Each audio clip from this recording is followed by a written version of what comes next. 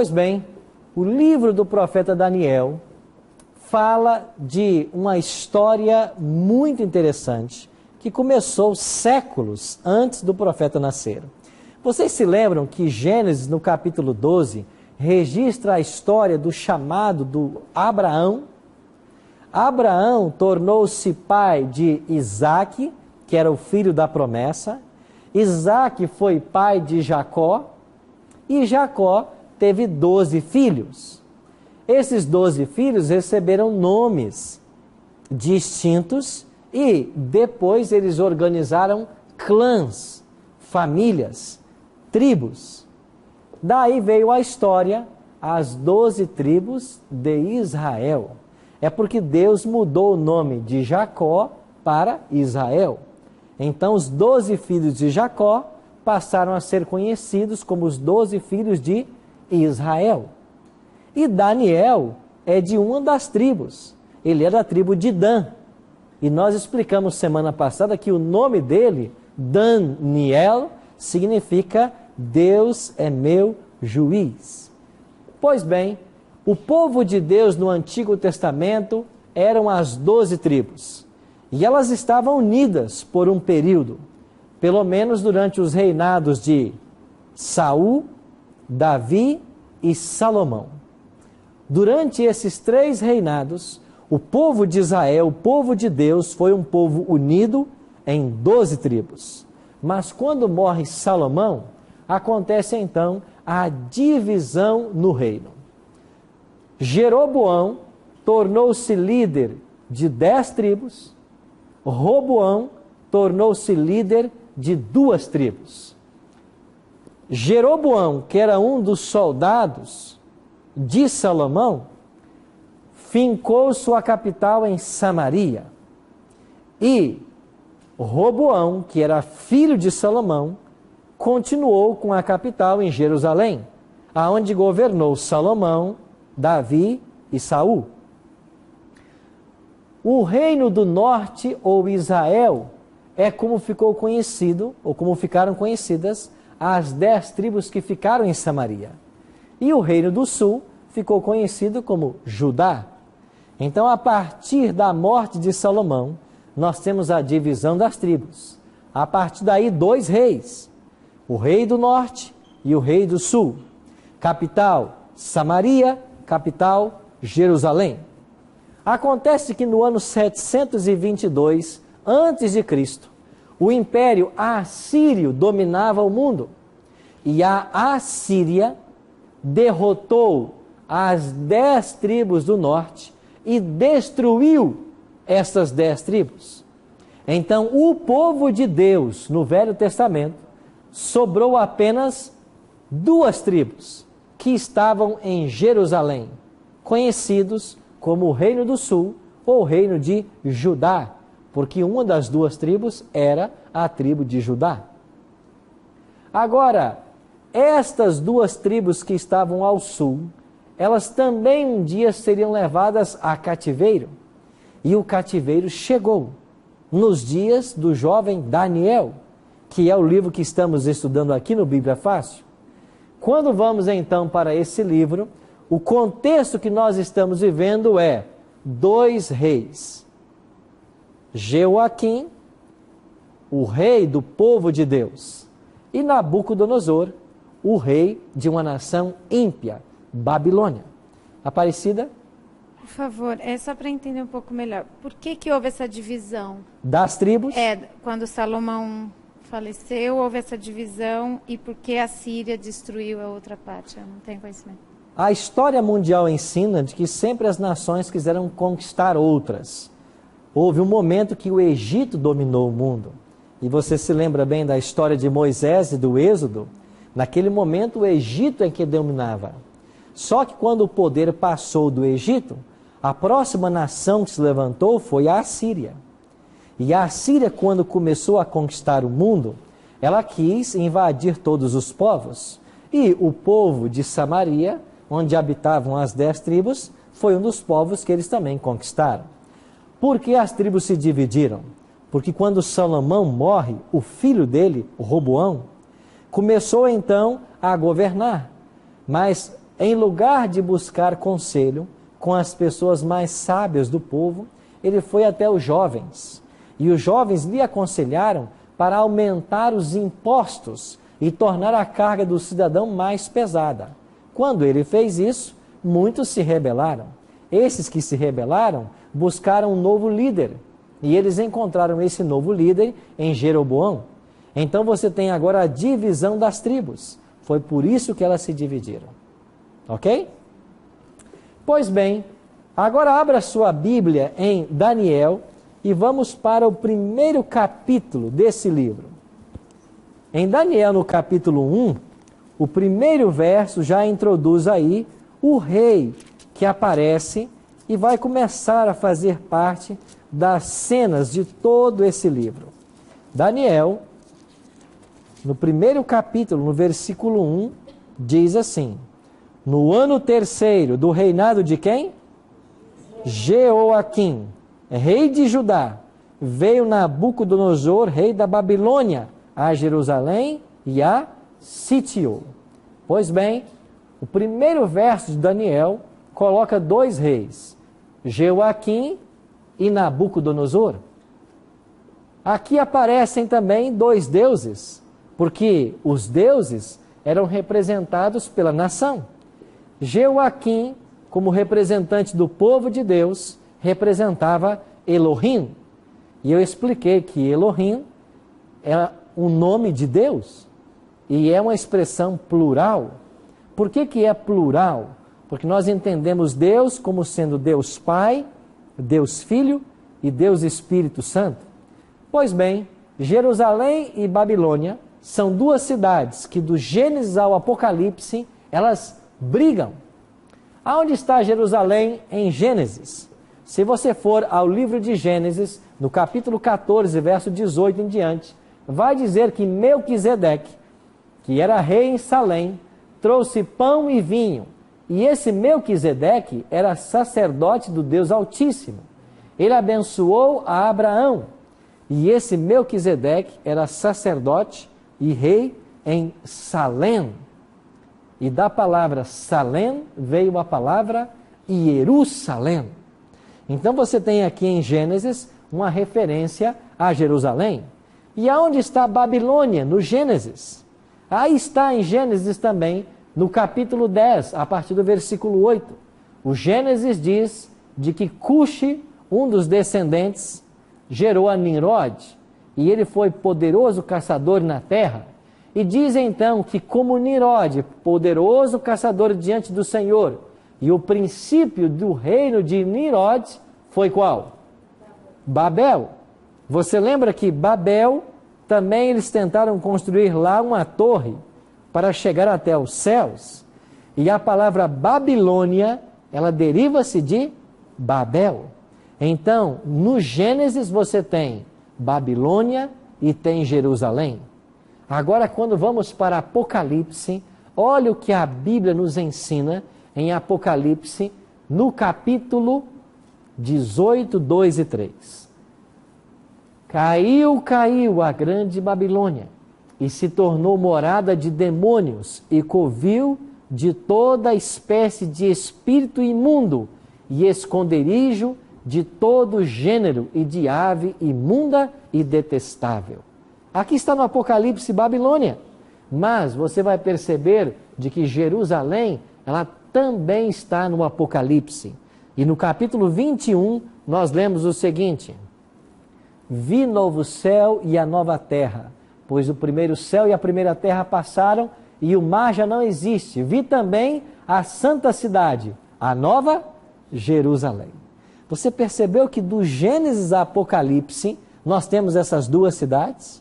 E em todos os momentos, essas duas cidades, elas representam a sede do povo de Deus, do bem, e a sede do mal, a sede do inimigo de Deus. Do Gênesis ao Apocalipse, essas cidades caminham juntas. Sim, meu amigo Luciano? Pastor, nós observamos que no Gênesis ali foi citado sobre Melquisedeque, né, como sacerdote ali em Jerusalém. Mas nós vemos que o sacerdócio foi instituído bem depois de Melquisedeque. Por quê? O sacerdócio levítico foi estabelecido nos dias de Moisés, quando um santuário foi construído. Agora em Gênesis você tem Melquisedeque, que é um personagem distinto, porque ele não tem origem e nem se diz para onde ele vai. Ele é um personagem meio enigmático. Por que ele aparece aí no Gênesis? Porque Melquisedeque é um sumo sacerdote que é tipo de Cristo. Porque Melquisedeque acumulou ao mesmo tempo as funções de sacerdote e rei. E Jesus Cristo é o único que ocupa a função de sacerdote, rei e profeta. Ele acumula essas três funções. Então, Melquisedeque já era sacerdote, porque ainda que o santuário não estivesse construído, sempre existiu um santuário. Tanto é que quando Moisés foi construir o santuário, lá em Êxodo, capítulo 25, verso 40, Deus diz assim para Moisés: Moisés, construa o santuário, mas construa-o segundo o modelo que eu te mostrei. Ora, se Moisés vai construir um santuário e Deus já mostrou um modelo, é porque já havia um santuário. E nós iremos aprender em Daniel, quando chegarmos no capítulo 7 e 8, de que existe um santuário no céu. De fato, o santuário é o principal tema do livro de Daniel. Nós vamos voltar a esse tema daqui a pouquinho. Um outro detalhe. Estas duas cidades falam de dois poderes antagônicos. E quando esses dois poderes entram em conflito, o povo de Deus é envolvido. E aqui em Daniel, nós vamos encontrar o povo de Deus sendo envolvido em três aspectos. Os jovens que foram levados cativos para a Babilônia, eles vão enfrentar um desafio mental, um desafio físico e um desafio espiritual. Volte para Daniel, capítulo 1. Olha o que diz o versículo 2. O Senhor lhe entregou nas mãos a Jeoaquim, rei de Judá, e alguns dos utensílios da casa de Deus. E esse levou-os para a terra de Sinar, para a casa do seu Deus, e os pôs na casa do tesouro do seu Deus. Como se chamava o deus babilônico principal? Marduk. Então Nabucodonosor, que era rei de Babilônia, invade Jerusalém, e ele levou não só os judeus cativos, como levou, diz aqui, os utensílios sagrados. Quais eram esses utensílios sagrados? Eram as peças, as vasilhas que eles usavam no serviço do santuário. Então, esses utensílios, Nabucodonosor também levou para a Babilônia. E junto foi Daniel. Daniel foi escravizado junto com 3 de seus amigos. Agora olhe para o versículo 3 e 4.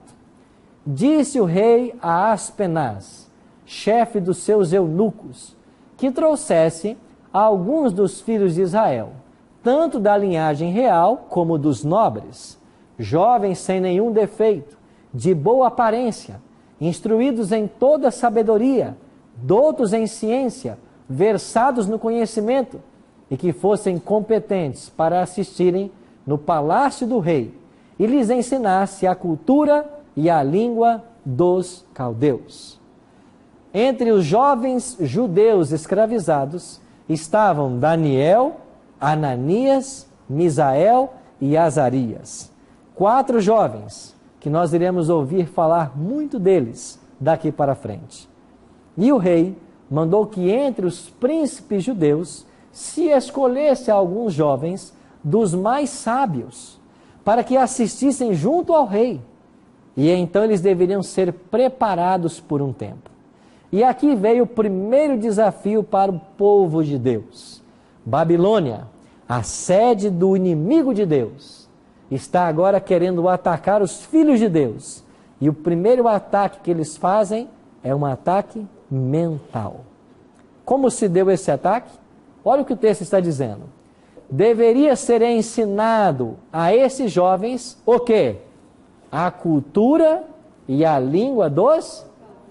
Pois bem, o povo babilônico, ou os caldeus, e quando falar de caldeu e babilônico, eu estou falando do mesmo povo.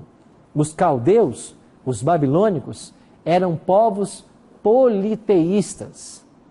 por serem politeístas, eles acreditavam em vários deuses. E os deuses babilônicos estavam divididos em duas categorias: deuses pessoais e deuses que eram impessoais.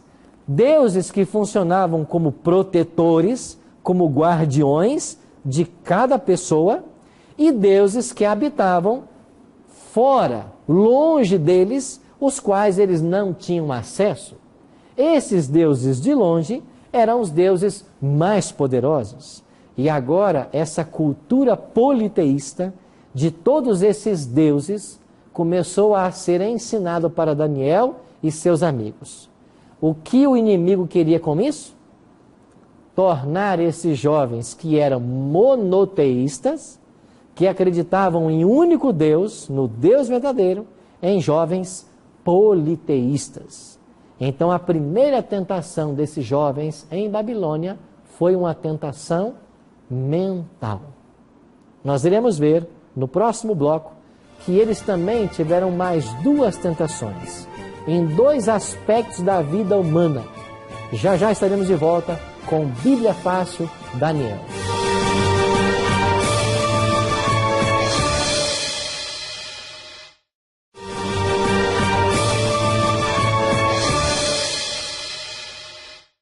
Ok, amigos, estamos de volta com Bíblia Fácil. Você que deseja acompanhar essa nova temporada agora, falando sobre o profeta Daniel, nós queremos oferecer para você inteiramente grátis uma revista com todos os 16 temas que iremos estudar aqui no nosso programa. Você pode ligar para nós no telefone 0 operadora 12 21 27 3121 ou então acessar o nosso site novotempo.com/Bíblia Fácil, fazer o seu pedido e através dos correios nós iremos enviar essa revista até a sua casa, para você acompanhar os programas de estudos do livro do profeta Daniel. Pois bem, terminamos o nosso primeiro bloco aprendendo de que 4 jovens hebreus foram levados cativos para a Babilônia: Daniel, Ananias, Misael e Azarias. E esses jovens em Babilônia, eles enfrentaram 3 provas severas. A primeira delas foi uma prova mental. Por quê? Porque eles passariam 3 anos na faculdade babilônica aprendendo a língua e a cultura dos caldeus, dos babilônicos. E essa cultura era tremendamente politeísta, porque os babilônicos adoravam vários deuses. O principal deles chamava-se Marduk. E haviam outros deuses, e esses deuses pediam adoração, pediam sacrifícios. Então esses jovens foram tentados em abandonar o seu monoteísmo e passar a crer em vários deuses. Mas eles resistiram firmemente. Nós vamos ver daqui a pouco o que aconteceu com eles. Um segundo teste que eles passaram foi um desafio físico. Olha para o versículo 5 de Daniel. Daniel 1, verso 5.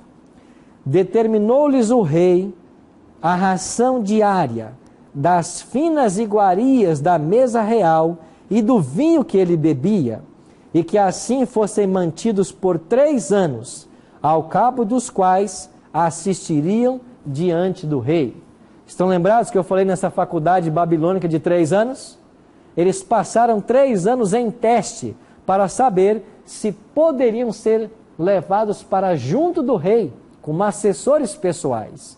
E o segundo ataque que o inimigo fez a esses jovens teve a ver com o aspecto físico. Por quê? Porque colocou-se diante deles uma mesa com todas as iguarias que o rei comia. E eles comeram das iguarias do rei ou não? Olha para o versículo 8. Olha o que disse Daniel. Daniel 1, verso 8. Resolveu Daniel firmemente não contaminar-se com as finas iguarias do rei, nem com o vinho que ele bebia.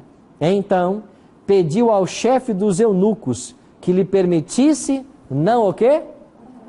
Ele disse, eu não vou me contaminar com as iguarias do rei. Agora, por que Daniel não comia das iguarias do rei? Por que Daniel se mostrou firme a ponto de dizer, eu não vou comer e certamente isso implicaria até mesmo risco para a sua vida. Quais foram os motivos que levaram esses jovens, Daniel e os outros também, a não participar da mesa real? Eu queria que você entendesse que nós temos pelo menos 4 motivos aqui. Primeiro, os babilônicos, como outras nações pagãs, comiam o quê? Carnes imundas. Você sabia que a Bíblia fala sobre carnes imundas? Em Levítico, o 3º livro da Bíblia, no capítulo 11, apresenta ali uma lei sobre os animais que podem ser comidos e os animais que não podem ser comidos. A Bíblia claramente declara de que há animais que não devem ser ingeridos. E no versículo 7, Levítico 11, 7, menciona lá um dos mais usados no Brasil, o porco. Também o porco, diz a Bíblia, ele é imundo. Você que está me assistindo, talvez você nunca ouviu falar sobre isso, mas espera aí, pastor, quer dizer que eu não posso comer carne de porco? Não, não deve. Não só porco. Leia a sua Bíblia em Levítico capítulo 11. Ali há uma relação de animais que você não deve comer. Por que não? Porque eles são imundos. O que significa ser imundo? Não é que ele vive num ambiente sujo, não é que porque o porco mora numa pocilga, não. Eles são imundos porque a carne não é própria para usar como alimentação. De fato, Deus criou o ser humano para ser vegetariano. Nós somos vegetarianos por natureza. Agora, por causa do pecado, o homem começou a comer carne. E Deus, então, permitiu que o homem comesse carne, mas agora criou uma lei separando animais que podem ser comidos de animais que não podem ser comidos. Então, ali na mesa do rei, haviam animais que a Bíblia condena.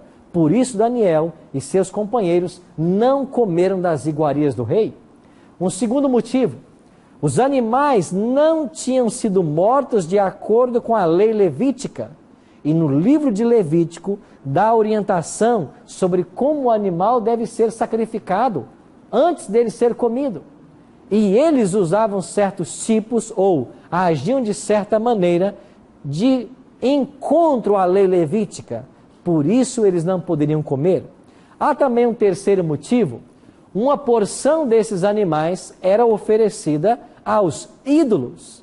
Esses animais eram sacrificados aos ídolos e depois vinham para as mesas, para que através da comida desses animais, os deuses fossem adorados. Essa era uma prática comum em Babilônia. Então aqueles alimentos eram sacrificados aos ídolos. Por isso Daniel não comeu. E um quarto motivo, o consumo de mantimentos e bebidas alcoólicas contra os princípios da temperança, como apresentado no Antigo Testamento. E ali menciona também o vinho que o rei bebia. E a Bíblia condena o uso do vinho. Diz Provérbios de que vinho nem bebida forte devem ser ingeridas. Diz que o vinho, ele atrapalha a mente da pessoa. E a única forma que Deus tem de se relacionar com o ser humano é através da mente. Por que eles foram atacados nesse ponto? É porque através de uma alimentação, a mente pode ser atacada. E se a mente é atacada, Deus não consegue se comunicar bem com as pessoas. Kênia. Pastor, ao se recusar a comer dessas iguarias, Daniel estava nos incentivando hoje a sermos vegetarianos ou veganos? Claro. Aqui em Daniel capítulo 1, nós temos claramente essa orientação. Olhe, por exemplo, em Daniel capítulo 1, vou dizer para você o versículo. Olha o versículo 12. O que disse Daniel para o cozinheiro-chefe, para convencê-lo a não comer desses alimentos? Experimenta, peço aos teus servos 10 dias, que se nos deem, o quê? Legumes a comer e mais o quê? A água a beber. Então a dieta original de Deus para o ser humano é a dieta vegetariana. E eles praticavam isso. E aqui você percebe claramente um grande desafio. Porque eles, ao se negarem a comer desse alimento, eles estavam colocando em risco a própria vida, mas antes morrer do que desobedecer a Deus, era o lema desses jovens. Sim, Kênia? Ainda nesse tema, mas a gente vê no Antigo Testamento mesmo, Deus mandando sacrificar e comer, e não eram vegetais. Sim. Cordeiros, carneiros. Claro, exatamente. A morte de animais fazia parte do sistema sacrificial. E eles comiam essas carnes desses sacrifícios depois, o sacerdote principalmente. Todo o sistema sacrificial e a morte de animais foi estabelecido para orientar o povo de Deus sobre o plano da salvação. E cada animal que era levado até o santuário para ser morto, tipificava o Messias, que um dia viria morrer por eles. Agora, o ideal de Deus era que eles não comessem carne. Mas Deus permitiu que o homem comesse carne. Por que ele permitiu? Logo após o dilúvio, quando as águas inundaram toda a terra, não sobrou vegetação. E temporariamente Deus permitiu que o homem comesse carne, até que a vegetação voltasse a crescer. Uma vez que a vegetação voltasse a crescer, o homem deveria abandonar o alimento carne. Mas ele não fez isso. Deus, sabendo disso, já havia prescrito uma lei dos animais que você pode comer e não pode comer. Então não é pecado se alimentar da carne, dos alimentos que Deus autorizou, não é pecado. Isso tem que ficar claro para todos nós. Mas o ideal é o quê? É que eu não coma. Então Deus tem um ideal para o seu povo. E o ideal é o vegetarianismo. Não que seja pecado se alimentar dos alimentos limpos, assim chamados na Bíblia. Mas Deus permite. Mas há o ideal divino que é o vegetarianismo. Aparecida? Quais são esses animais que estão... Em Levítico capítulo 11, se você quiser dar uma olhadinha na sua Bíblia, pode abrir comigo aí. E eu vou citar vários para vocês. Levítico capítulo 11, aqui está dizendo assim, leis sobre animais limpos e imundos. Encontrou aí? Versículo 4. Destes, porém, não comereis, dos que ruminam ou dos que têm unhas fendidas, o camelo, verso 5, o arganaz, verso 6, a lebre, verso 7, o porco, verso 9, de todos os animais que há nas águas, comereis os seguintes, todo o que tem barbatanas e escamas, nos mares e nos rios, esses comereis. Verso 10, porém todo o que não tem barbatanas nem escamas, nos mares e nos rios, todos os que enxameiam as águas, e todo ser vivente que há nas águas, esses serão para vós outros abominação. Aqui em todo o capítulo são mencionados os nomes de que podemos comer e não podemos. E também algumas características. Nos peixes, por exemplo, devemos comer os que têm barbatanas e escamas. Pastor, Sim, Penha. A Bíblia não cita que Jesus fez um jejum de carne quando ele foi para o deserto? No deserto ele jejuou de todo o alimento, né? Ele ficou 40 dias sem se alimentar. Não comeu nada lá. Agora o Cristo comia carne, certo? Ele celebrou a Páscoa. E a Páscoa envolvia o comer o cordeiro. Agora, o alimento que Jesus comeu nos dias dele, para a carne que hoje nos é servida, há uma diferença muito grande. Por quê? Com relação ao tipo de carne. A questão de ser saudável ou não. A questão do tratamento que é dado aos animais. E, principalmente, a questão da proliferação de doenças através da carne, que não era o que acontecia nos tempos bíblicos. Sim, Leonardo? É um assunto meio polêmico, né? Sim.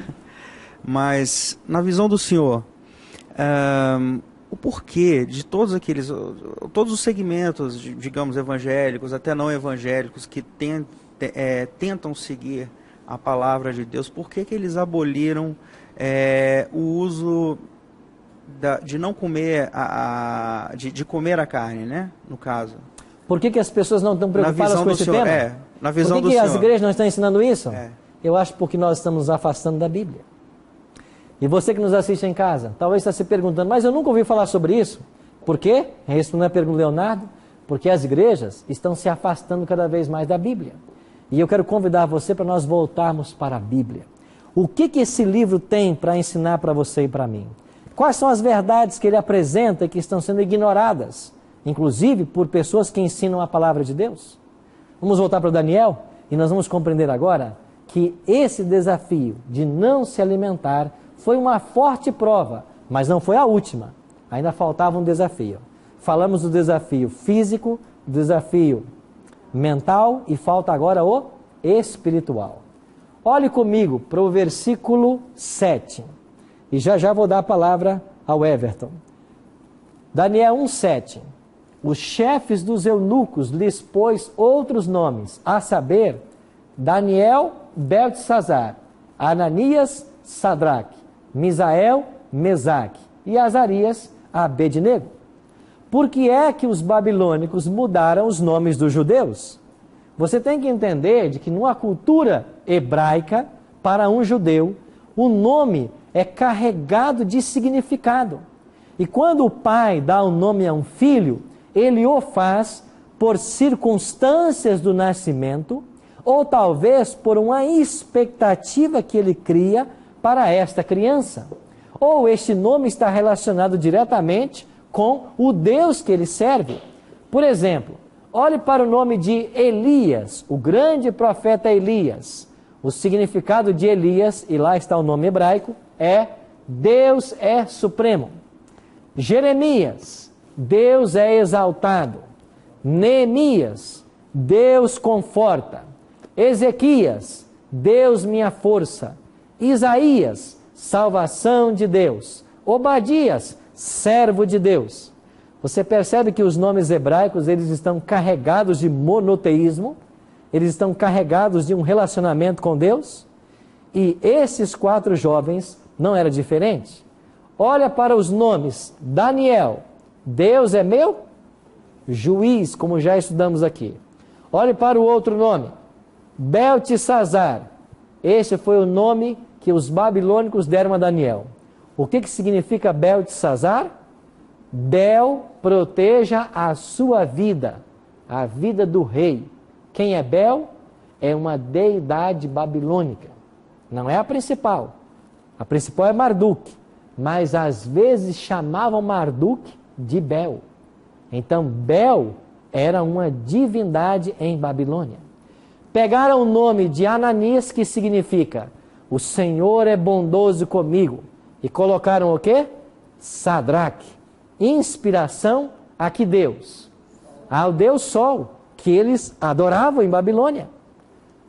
Pegaram o nome de Misael, que significa semelhante a Deus, e colocaram Mesaque, servo da deusa Sheba, uma outra divindade babilônica. Pegaram o nome de Azarias, o Senhor é meu ajudador, e colocaram Abednego, ou seja, servo do deus Nebo. Você viu o que eles tentaram fazer com os jovens? Tentaram anular a identidade, isso mesmo. Tentaram tirá-los da religião verdadeira, colocá-los no falso caminho. Você percebe que esses jovens foram envolvidos aqui num grande conflito? Como é que eles responderam a tudo isso? Eles aprenderam a cultura, mas não foram influenciados por ela. Eles não se alimentaram das finas iguarias do rei, mas foram testados 10 dias. E a aparência deles no final dos 10 dias era melhor. E no final dos 3 anos, os 4 vieram à presença de Nabucodonosor. E Nabucodonosor os entrevistou, o grande rei de Babilônia. E sabe foi o que é que esse grande rei concluiu? Olha aqui no capítulo 1, versículo 18. Vencido o tempo determinado pelo rei, para que os trouxessem, o chefe dos eunucos os trouxe à presença de Nabucodonosor. Então o rei falou com eles, e entre todos não foram achados outros como quem? Daniel, Ananias, Misael e Azarias. Por isso passaram a assistir diante do rei. Olhe para o versículo 15. No fim dos 10 dias, a sua aparência era melhor, estavam mais robustos do que todos os jovens que comiam das finas iguarias do rei. Olhe para o versículo 20. Em matéria de sabedoria e de inteligência, sobre o que o rei lhes fez perguntas, os achou quantas vezes mais sábio? 10. Quantos dias foram os testes? 10 dias. O primeiro teste foi 10 dias. E quantas vezes eles foram achados mais sábios? 10 dias. Ou seja, para cada dia que eles foram fiéis, Deus aumentou a sabedoria deles em uma vez. Em relação a quem? A todos os sábios de Babilônia. E sabe quem eram os sábios de Babilônia? Os homens mais inteligentes da terra. Mas Daniel e os seus amigos eram 10 vezes mais inteligentes do que isso. Amigos, Daniel continuou até o primeiro ano de quem? O capítulo 1 termina dizendo: Daniel continuou até o primeiro ano de Ciro. Quem é Ciro? Ciro é o líder da Medo-Pérsia. Medo-Pérsia é o império que derrotaria a Babilônia. Então Daniel permaneceu porque foi fiel a Deus. O Everton? Pastor, só para tirar uma dúvida referente que nós estávamos falando de carne imunda, é errado comer algo que esteja misturado com a carne imunda? Sim. A carne imunda não deve ser comida e qualquer alimento que foi preparado junto com ela também deve ser rejeitado. E eu vou aproveitar a sua pergunta e colocar um detalhe a mais. O simples fato de assentar-se na mesa do rei e ter fingido comer da carne do rei, em si seria um ato de violação contra os preceitos de Deus. Porque eles se alimentavam ali para homenagear aos seus deuses. E Daniel escapou de tudo isso. Vocês já ouviram falar na revista National Geographic? É uma revista internacional de alta qualidade. E tem uma revista no Brasil, a National Geographic no Brasil. Olha o que essa revista escreveu sobre os adventistas do sétimo dia. A igreja, falando da igreja adventista, proíbe fumar, consumir álcool e comer alimentos que a Bíblia considera impuros, tais como a carne de porco. Também tenta desestimular o consumo de outras carnes, alimentos muito gordurosos, bebidas com cafeína e condimentos e temperos, considerados estimulantes. Cereais, frutas, verduras e nozes constituem a alimentação escolhida para nós pelo Criador. Os religiosos também guardam o descanso no sábado, dia em que socializam com outros membros da igreja e desfrutam de um período de descanso. A maioria dos adventistas segue esse estilo de vida prescrito, demonstrando talvez o poder de combinar saúde com religião. National Geographic, novembro de 2005. Sabe o que essa matéria concluiu sobre os adventistas? Na Califórnia, aonde eles entrevistaram 34 mil adventistas, o adventista vive 4 anos a mais que o californiano em geral. Os adventistas vegetarianos vivem de 8 a 12 anos a mais do que a população em geral. Sabe o que a ciência está dizendo? Que o estilo de vida adventista faz bem à saúde. A Bíblia, quando diz, não coma isso, não pensa num Deus que gosta de picuinhas e que fica se intrometendo na sua vida. O Deus que Daniel apresenta é um Deus que quer o seu bem, um Deus que quer a sua felicidade, que você tenha vida e vida em abundância. Quando Deus diz assim, não coma essas carnes, não use bebidas com cafeína, estimulantes, repouse no sábado, um dia por semana. Deus está dizendo, isso faz bem para você. Ele que te criou, Ele te conhece, Ele sabe tudo sobre a sua constituição. E a experiência desses jovens em Babilônia é uma prova severa, para mim e para você, de que vale a pena ser fiel aos princípios da palavra de Deus. É claro que o estudo de hoje, nós estamos tocando na ponta do iceberg, mas a mídia está reconhecendo de que o estilo de vida adventista faz bem à saúde. Ana Paula Padrão, quando dirigia um programa no SBT, apresentou um programa, 9 minutos de uma reportagem sobre o estilo de vida adventista. E sabe o que ela concluiu? De que esse estilo é o estilo correto. E por quê? Isso não é propriedade dos adventistas. Isso é orientação bíblica. É a Bíblia que está dizendo para mim e para você. E eu quero convidar você que me assiste em casa, e vocês que estão aqui, a nós atentarmos para as claras orientações da palavra de Deus.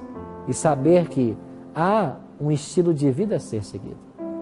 E se eu atender os conselhos de saúde que esse livro me apresenta, como Daniel e seus companheiros, sabe qual será o resultado? Longevidade, prosperidade, saúde, vida e vida em abundância. Pense nisso.